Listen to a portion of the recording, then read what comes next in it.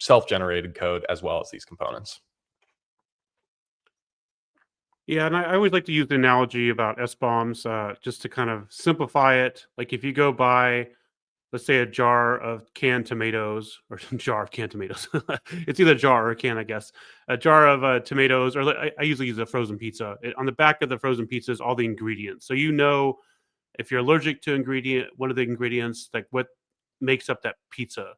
And this is like that push for transparency. So if I'm a healthcare delivery organization and I want to buy a medical device, I know the third-party libraries that make up that device. So I have some, like this says here, transparency, and I can actually make a calculated decision based on risk.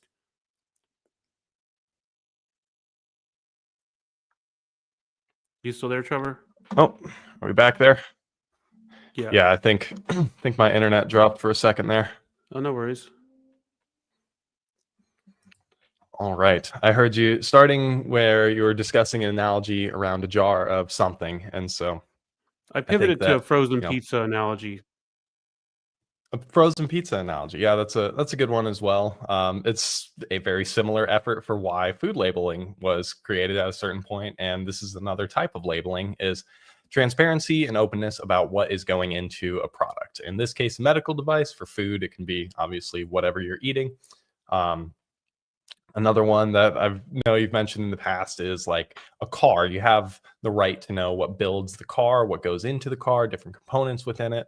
And so this is really just an effort to provide more transparency and labeling to end users to see how they may be affected by making this decision to use this product.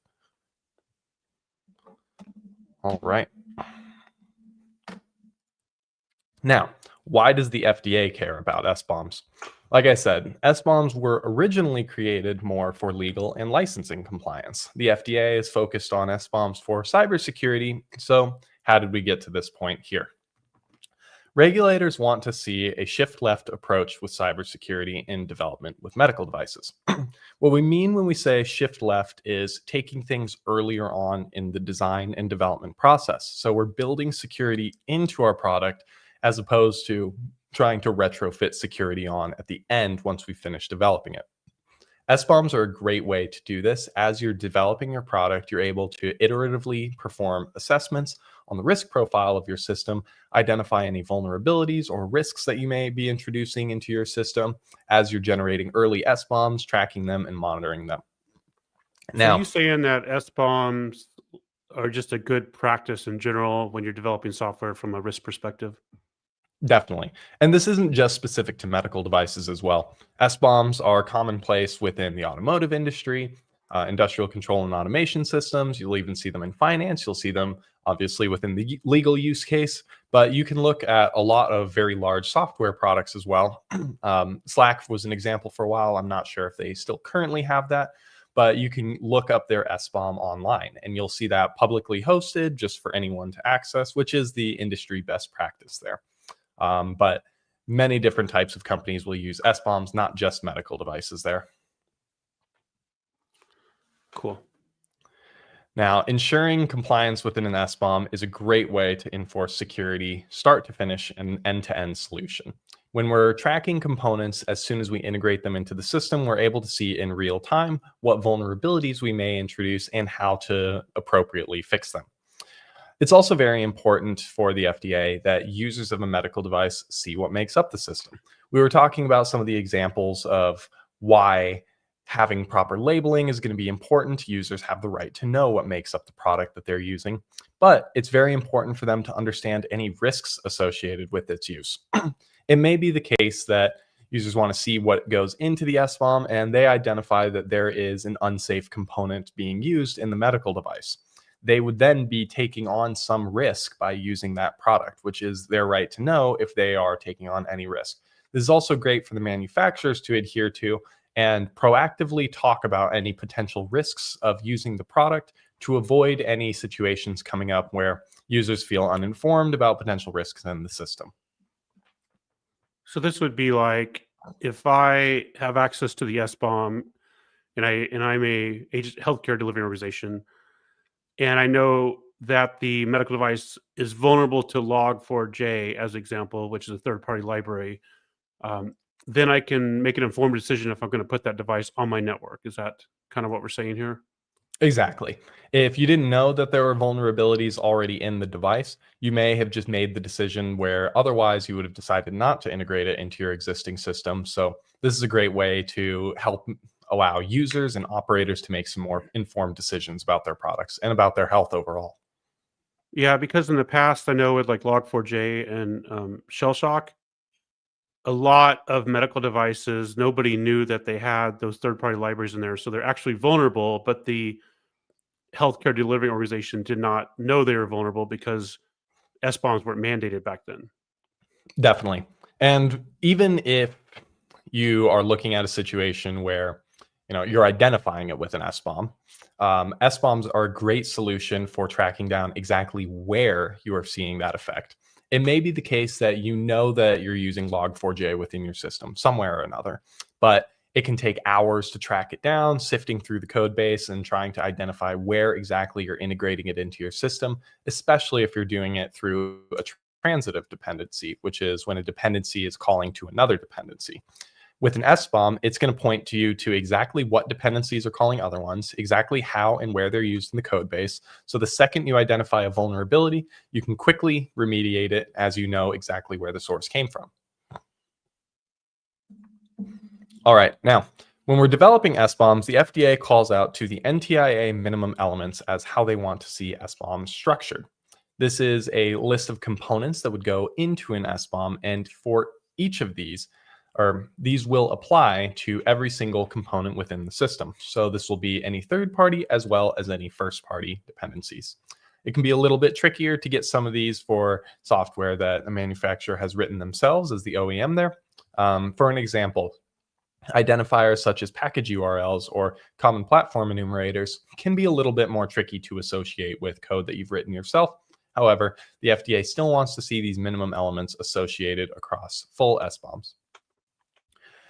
Now, each of these items originally did not come in specifically for the medical device industry. This is more of a overall standardized approach to SBOMs. However, these are going to be consistent across a wide variety of different industries. When we're looking at supplier name, this is pretty self-explanatory, effectively just whoever makes it. And then for that component, we want to see the name of it, the version. A unique identifier is generally going to be a unique string or a URL where we're able to locate that specific package. We want to see how it's included in the system, whether it's a dependency of another dependency or if it's directly integrated. We want to see who created the SBOM and then when the SBOM was created as well. Now, there are a couple of additional items that the FDA does look for as some supporting information here. They'll want to see for each component within the SBOM, the level of support, as well as the end of support date, if that has been published by the manufacturer. It's not always the case that that is readily available, but those are some additional bits of information that the FDA does like to see for each of these components.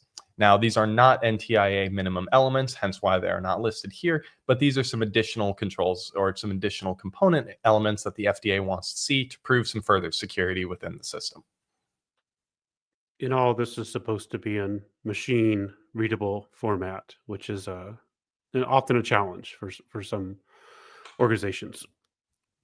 Definitely. And there are a couple of different SBOM formats. I know we have a slide coming up here in a little bit talking about some of those different formats where we can dive in a bit deeper, but exactly like you said, the FDA wants to see this provided in a machine readable and a standardized format so that it's easy to integrate into existing systems and workflows. And speaking of, we'll talk about SBOM formatting. So like you were saying, they want to see this in a machine readable format. Some of the industry standards include SPDX and Cyclone DX. These are SPDX. Maybe we should define what machine readable is, because when I have conversations with people about SBOMs, they're often confused what that means.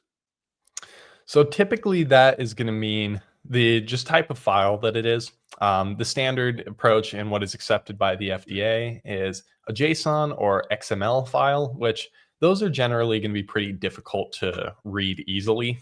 Just sifting through it, if you were to open it like a regular file or a document, it won't be formatted in an easy to read fashion. Now, what these are great for is existing with integrated tools or other workflows that you have in place. you're able to build out workflows to process JSON and XML data much more easily than, say, a Word document or a PDF document, which would be a lot easier for humans to read. So when we're saying a machine readable format, they're typically talking about the format of the document. It's also very easy to modify JSON or XML SBOMs with some existing SBOM tools. The formats themselves are the standard, so SPDX and CycloneDX have toolkits where you can interact directly with SBOMs, make some changes, and that's very easy within a machine readable format. So that's part of the push for that requirement there. It's kind of like HTML is kind of hard to read if you just look at the code, but a browser, which is a machine, basically can open it up and display it much easier. Exactly. Yep.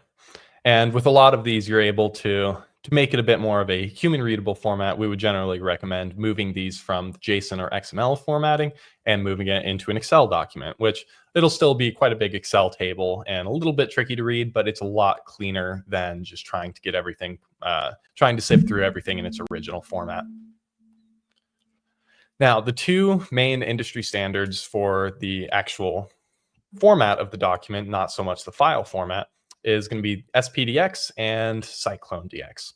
SPDX is the ISO standard for SBOM formatting. That is the Software Package Data Exchange, and it is an older method for formatting SBOMs, and it originally comes from the licensing and legal compliance requirements. CycloneDX is a little bit more of a modern framework for SBOM management. It's very lightweight, so they're going to be a little bit smaller and a little bit easier to sift through than an SPDX SBOM. They are less focused on components and the legal compliance, so they're less leaning into the component relationships and indexing of different bits of code or different files within the system, which is a lot more common through SPDX. And they're instead focused largely on security efforts. So CycloneDX is a bit more geared towards security-specific requests, but the SPDX format is a more standardized approach across a wide different range of industries and would be a little bit more common practice, especially for more mature industries where SBOMs are not as new of a requirement. Either one of these can be in JSON or XML formatting, and each format has its pros and cons, as we've discussed, though the FDA will accept either one. There isn't any huge preference towards one or the other. And what is most important is to have consistency within the submission. If you're preparing several different SBOMs, prepare them under a single format. If you are preparing multiple different components within an SBOM, make sure they are all structured the same way. The FDA is not going to want to see scattered SBOMs where there is no consistency or traceability between components. They want to make sure that everything is in a structured format. Scattered SBOMs doesn't sound good. It doesn't sound good. Now, scattered SBOMs is where they get you. It sounds like a cluster bomb or something, like from a military term. Yeah, exactly.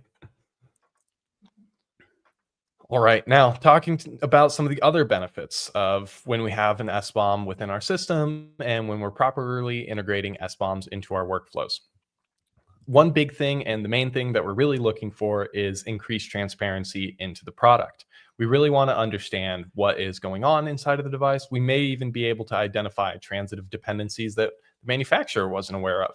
This is a very common case when we're preparing first cuts of SBOMs, going through the source code to generate these files, is we may sift through and identify a bunch of components in place that the original manufacturer had no idea that had inadvertently worked their way into the system. This is just the way that third-party dependencies typically work. You will call one into a system, that's going to start calling others into a system. Those others may even call third-party dependencies into the system. And so we want to have a clear path and a clear relationship between all of these different components to understand exactly what makes its way into the device. This is also a great way to provide stronger user trust due to a deeper understanding of the product. It can create some distrustful situations when you're trying to conceal information, you aren't providing openness and clarity to users or operators of the product, and they aren't certain about what exactly it is that they're using. Remember, with medical devices, there may be some risk if a user is to take on the operation or to take on treatment from the product. We need to make sure that they are fully aware of any risk that may come up, and they are well educated on exactly what they are using that may affect their health outcomes. Now, a little bit of an obvious benefit is the regulatory compliance and the FDA clearance. It's a requirement to have SBOMs within any medical device that is being submitted to the FDA at this point, unless you're effectively using no code within your product. Having this compliance checkbox and being able to provide assurance to the FDA that you are adhering to their guidelines, adhering to the FDA guidance on cybersecurity, is a great way to ensure a smooth process through your submission without any additional information requests. SBOMs provide a great standardized approach to vulnerability management. Now, when we were talking about these formats, I mentioned that these are not just an industry standard, but across multiple different industries. They're all using SPDX and Cyclone DX SBOMs. There are a lot of existing workflows, tools, and processes to identify vulnerabilities within SBOMs that stem well outside of just the medical device ecosystem. This vulnerability management framework and these processes are a lot more mature than some other newer frameworks might be. So it's a great way to make sure that we have a harmonized approach for managing risks within third-party components and identifying how these are used in our devices. This is also a great way for us to have an easy to track and easy to modify register of everything that's in the code base. It's quite easy to integrate SBOMs as part of your overall development workflow. That is building it out into your CI/CD or continuous integration and continuous deployment infrastructure. Pretty much all the different checks and processes that the code is going through before it is rolled out into fielded products, rolled out into a live environment. Having one of these checks be to generate or update your SBOM based on any changes you're making to the source code is a great way to make sure that there aren't any components that are getting away from you, or if you're making a small change that you weren't aware would affect different components in the system, you're able to track that very easily. It's also a great way to identify if you're running into any issues with the product. Even outside of regularly scheduled updating, you may see that there's a specific functionality that isn't working as intended. You're able to see a quick register of everything that is within that functionality and what risks may be present there. Another great benefit of SBOMs is that legal and software licensing compliance side of the house. Again, this is a little bit outside of the cybersecurity bucket and ultimately comes from the original requirements around SBOMs, understanding how software licenses were used. Very common during the copyleft license days, where software licenses may require you to disclose some of your source code. And so, in addition to anything we've discussed around cybersecurity, these are still very relevant concerns, and SBOMs are a great way to make sure that you're meeting a lot of the requirements there.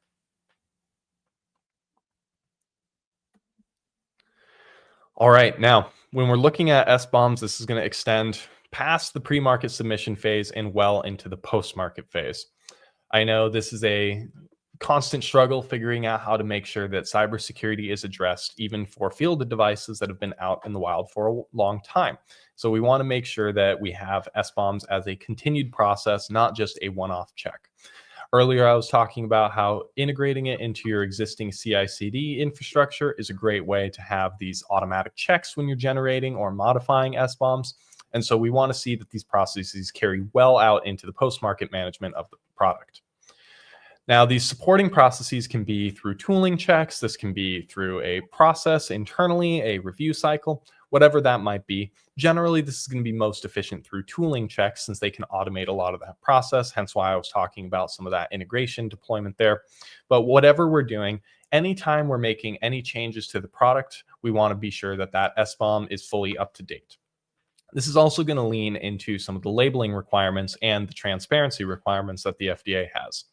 So it is a requirement that users of the product have access to that SBOM. They also must have access to the latest version of the SBOM. If there are a lot of different SBOM versions floating around, it can be difficult to track down exactly which one is relevant in the current point in time. That's why having a process to continually update and manage these SBOMs is a great way to avoid some of the risks that could come around here. SBOMs are a great way for us to identify any vulnerabilities that may come up even without changing the product.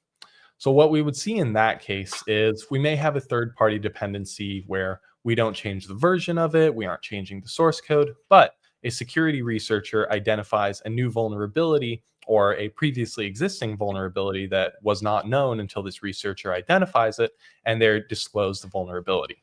This is now likely going to be exploited by other threat actors if they are able to understand how the vulnerability came up. And SBOM tracking and SBOM management is a great way for us to identify that this situation happened. There's a new vulnerability associated with a specific component, and it allows us to prepare a plan for remediating the vulnerability. It's also a great way for us to identify any out-of-date components within the system. Now, I was alluding earlier to some of the additional requirements that the FDA has. They want to see if components in the SBOM are actively supported, and if they are, they want to see when the planned end of support date is. Now, the problem with this is that most open source third-party components do not have a published end of support date. It's very often going to be a passion project or a hobby from the maintainer, and they may choose to just stop maintaining it one day. When we're tracking an SBOM carefully and we're tracking the components within the SBOM carefully, we can set up checks to identify when there are changes to that component. If we see that there's no activity in a certain package for a year, 2 years, that may be the case that it's no longer supported and requires a little bit more proactive research into what is going on. Is there a need for us to replace the component, or should we just monitor it a little bit more carefully in case there is a vulnerability discovered? Regardless of what the outcome is, it's a clear indication that something needs to be done about that component. At a minimum, there should be some increased monitoring around it. So having an SBOM throughout the entire life cycle of the product allows you as the manufacturer to make more informed decisions on your security posture in the system. Secure SBOMs are also an FDA requirement for legacy devices getting resubmitted to the agency. Now, very recently, in June of this year, the FDA pushed out their guidance, their finalized cybersecurity guidance, with a couple of modifications from the September 2023 version. This was talking about uncontrolled risk in the system, as well as some reduced burden pathways if you are submitting a legacy device without significant cybersecurity changes into the product. A very difficult situation that has come up quite a few times and the FDA has been trying to find a good control around is managing legacy devices, or devices that were cleared before the cybersecurity guidance was in place.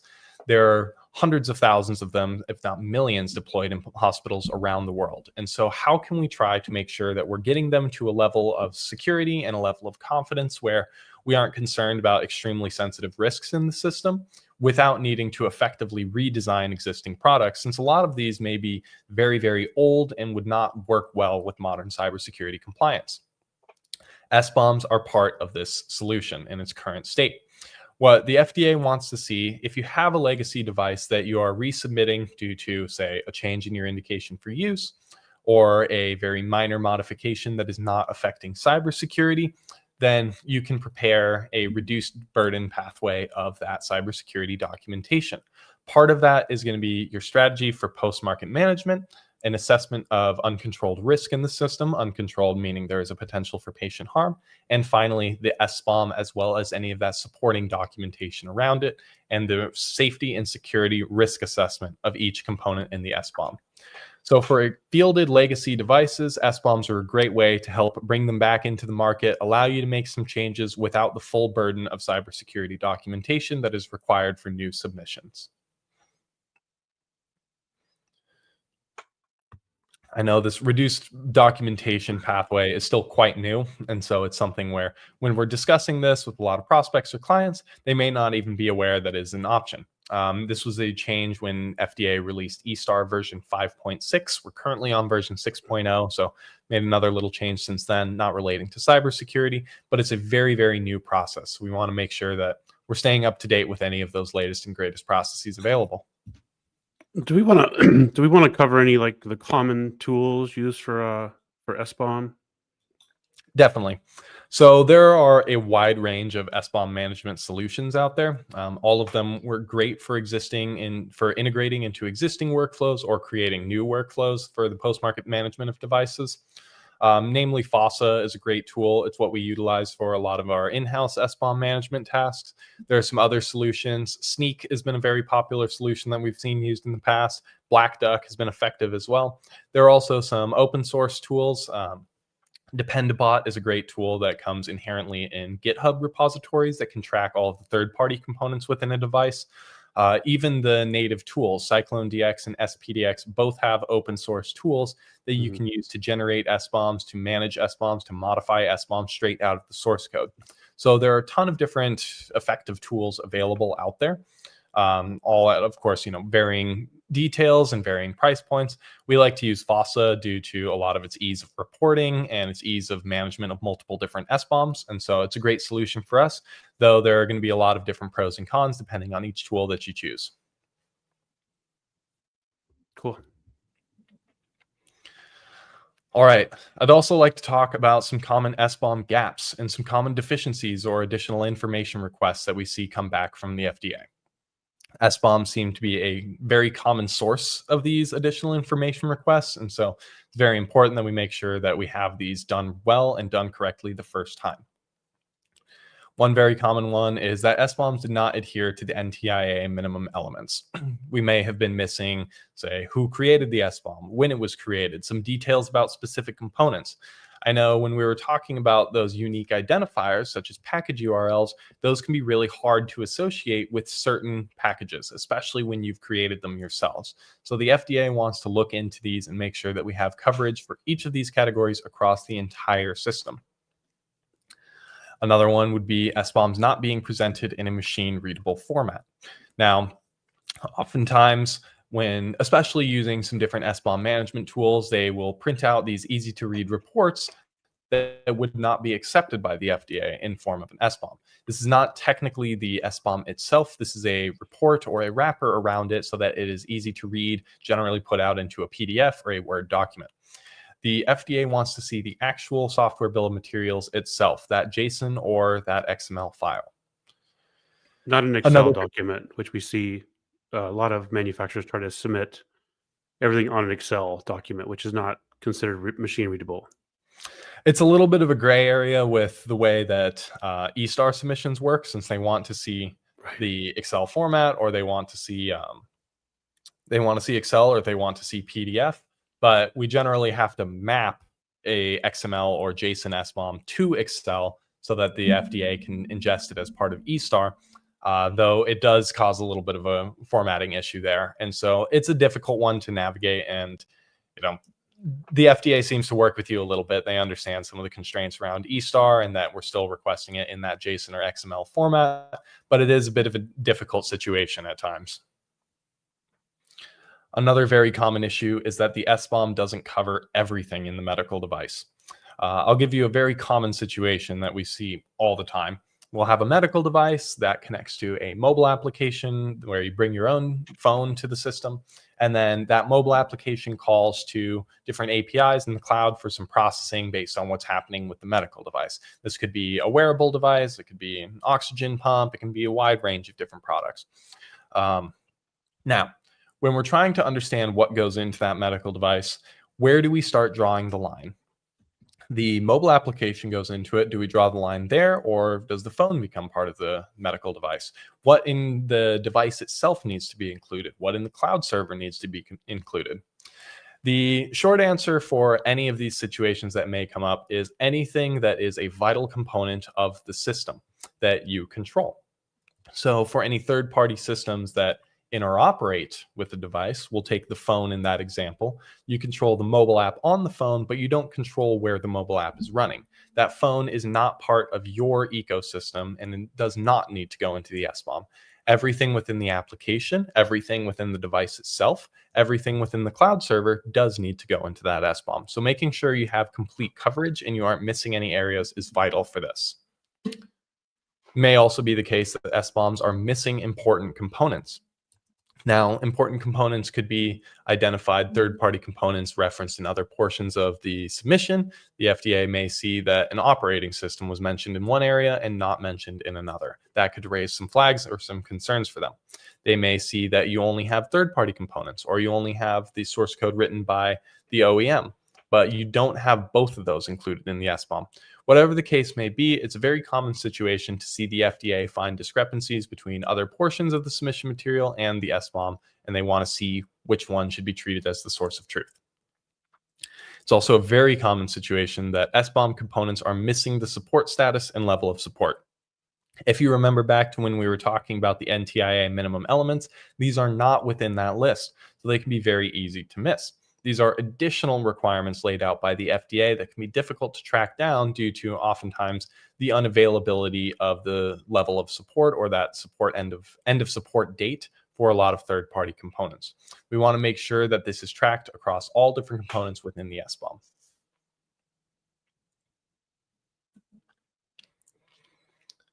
All right. I also like to talk about a couple of common misconceptions within SBOMs. Now, it may seem a little bit scary to say, well, you need to create a registry of everything within your device and then disclose it. And that can raise a lot of concern around risk in the system. So we like to talk about some of those points and make sure that they are well addressed. A very common misconception is that SBOMs can provide attackers a roadmap to hack into your device.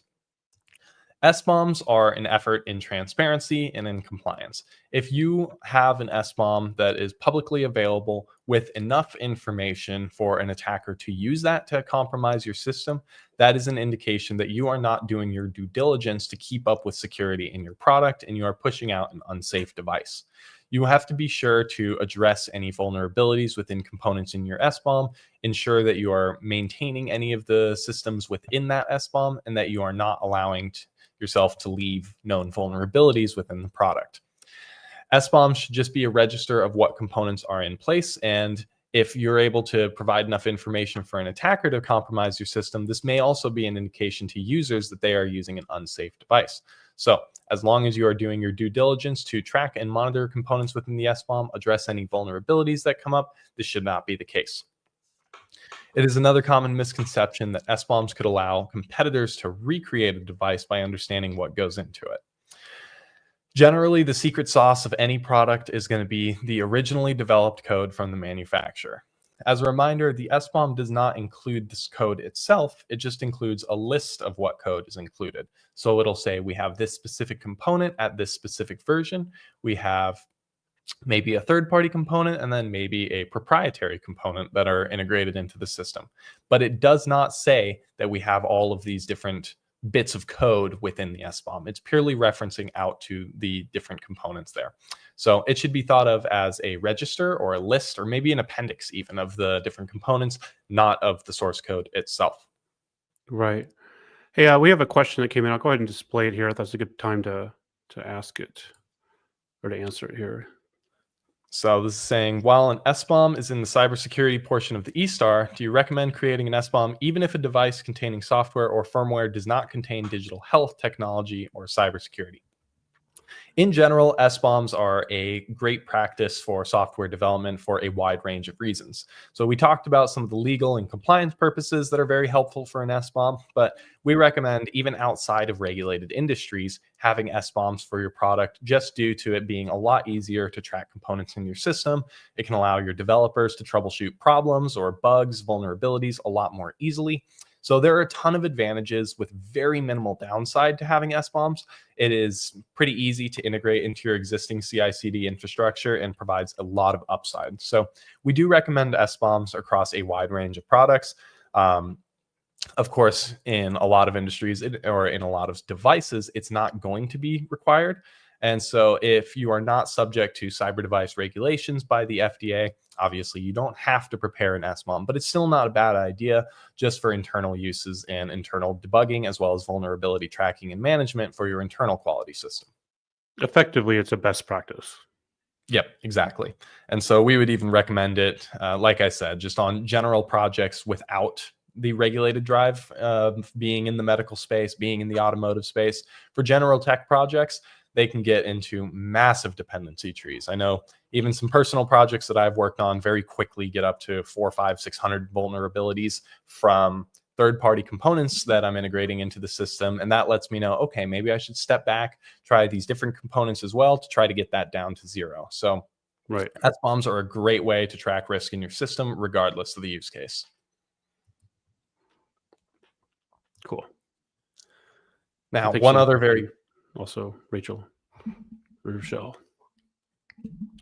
One other very common misconception that we face is that SBOM should remain consistent throughout the product's lifecycle.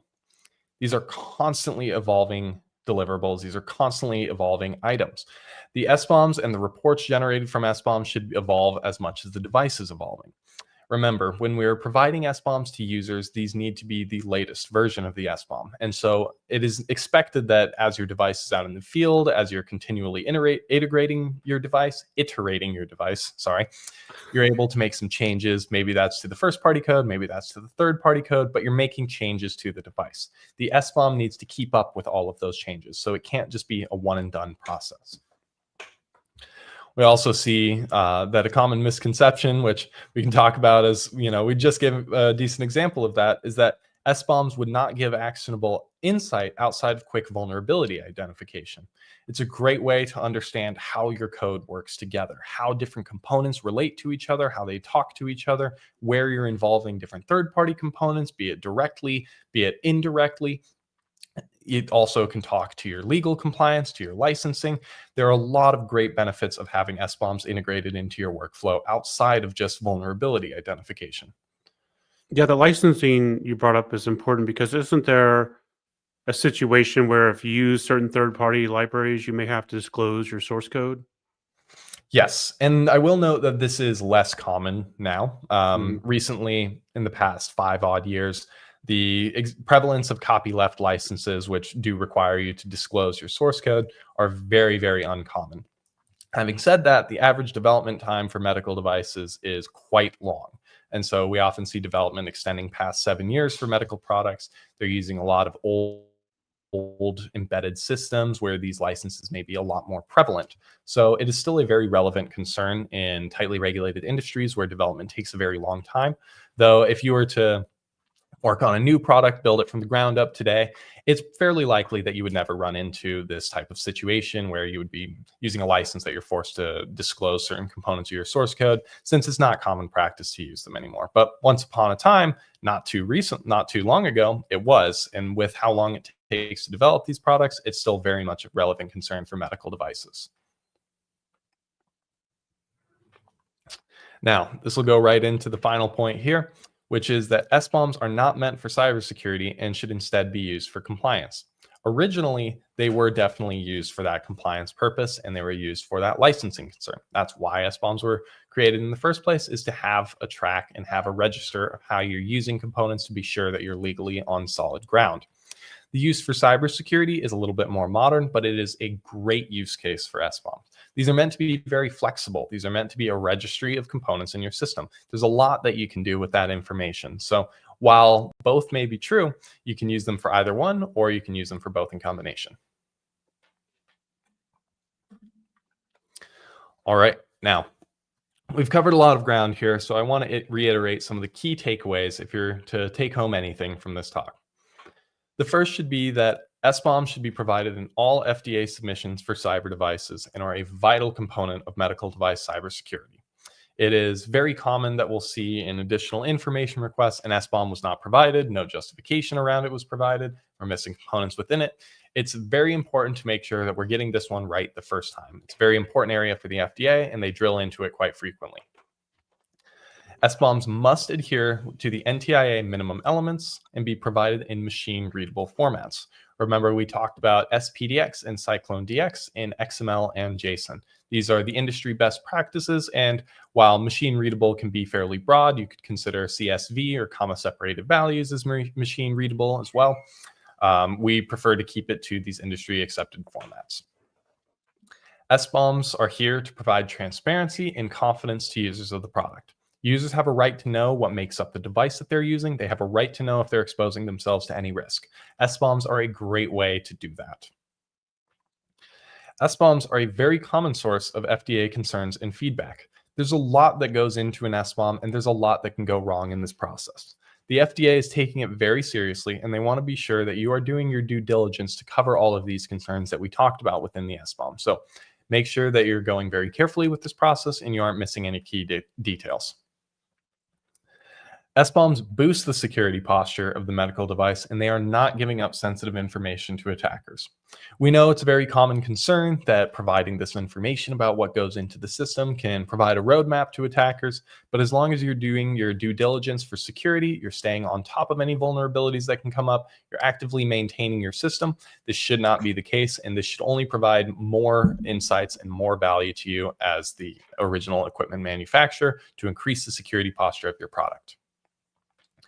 Finally, SBOMs can act as a great solution for legal compliance and licensing management. I know our focus has mostly been around cybersecurity, but SBOMs have very broad use cases. There are a lot of different things that we can do with them here, and so we want to make sure that we're using them wherever it can be seen as appropriate.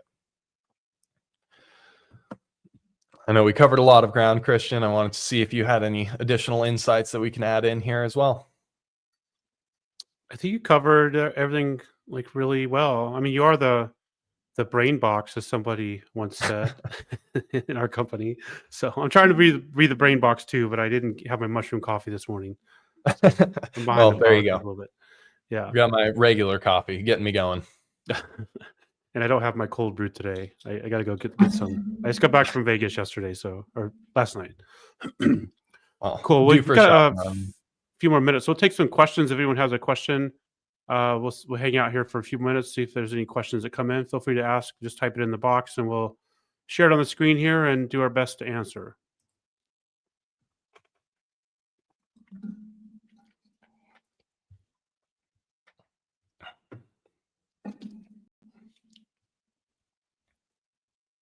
I'm still a little bit motion sick from the Wizard of Oz at the Sphere. I don't know if you've seen. Oh yeah.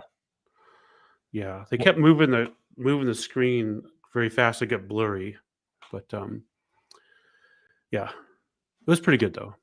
Oh, I'll have to check it out next time I'm out in Vegas. Yeah, I like the postcards one better, but Wizard of Oz is pretty good. Cool. It looks like there's no more questions here, so we'll go ahead and wrap up. So thanks again for tuning in to our monthly webinar. We will shortly post what we're going to be talking about in December, and that'll be the last one of the year, I guess, and then we'll move on to 2026. Thanks again, Trevor, as always, for doing a great job discussing complex topics and making them easier to understand for people. All right. Thanks, everyone. See you next time.